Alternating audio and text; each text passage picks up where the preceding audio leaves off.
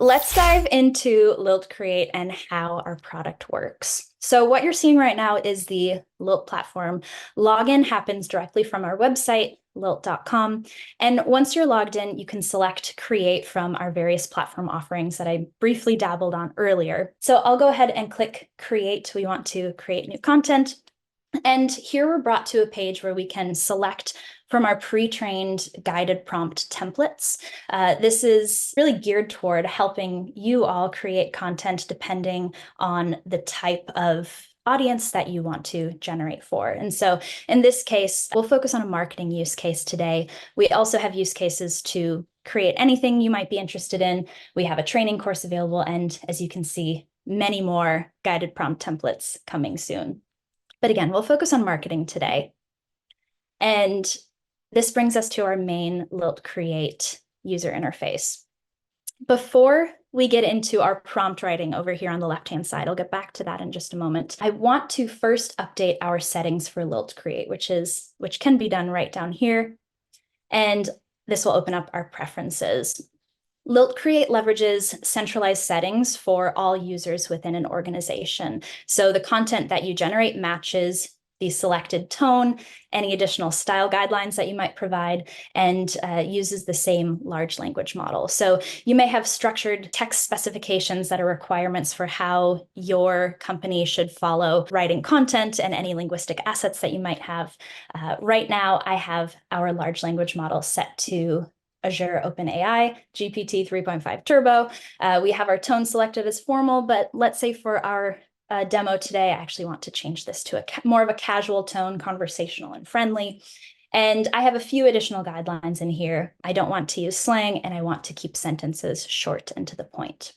So again, when I save this, this will be saved across all users in my organization. So if you have, let's say, 2, 3, 4, 5 different people using LILT Create, all of those settings will be applied across all users in your organization. So now that we have our settings set up, we will go ahead and detail our prompt. And as you can see, LILT Create is set up to guide users through all aspects of prompt writing, so making it easier to provide all of the relevant details. And the best practices here are to be clear, concise, and specific. So when prompting LILT Create on a topic, it's helpful to include the intended audience, detail any additional style guidelines that we might want to provide if we haven't already added them to our style guide, and provide any relevant context in a clear and concise manner. So typically, might want to write a marketing blog post or article.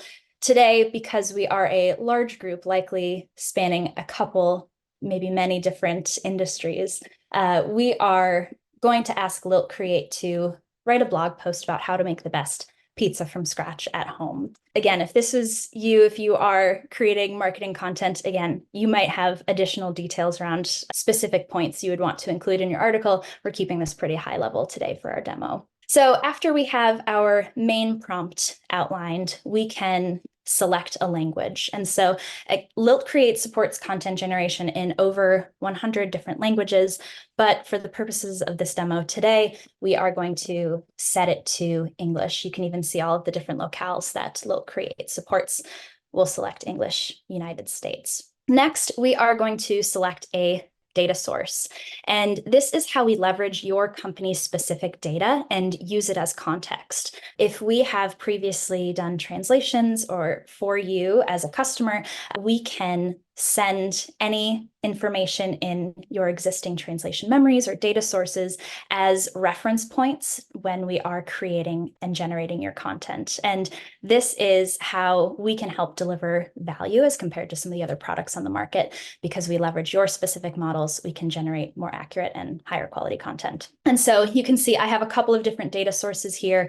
I have my marketing data source and I have my internal comms and HR data source. I'm going to select marketing because we are writing a blog post trying to market our pizza. And depending on what you're generating, you can also set other preferences like SEO keywords to weave in the desired length of your content, or even if you'd like your article or blog post to have any specific sections. So in this case, for our pizza blog post, I'm going to add in some SEO keywords for dough, let's say pizza oven, mozzarella. We want our blog post to be about 500 words. And then I'm going to detail out some sections here to help guide LILT Create to generate an article or a blog post that is what I'm looking for. So I want to start with an introduction.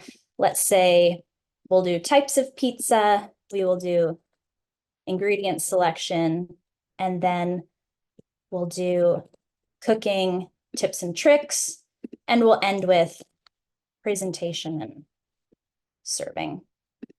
So we have all of our prompt detailed out here on the left-hand side. And once we're satisfied with what we have created and added in this form, we can go ahead and click generate.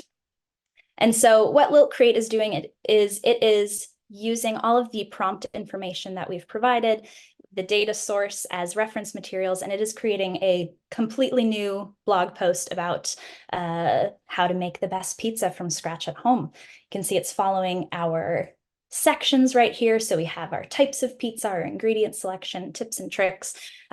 This content doesn't exist. It has never been written before. It's brand new.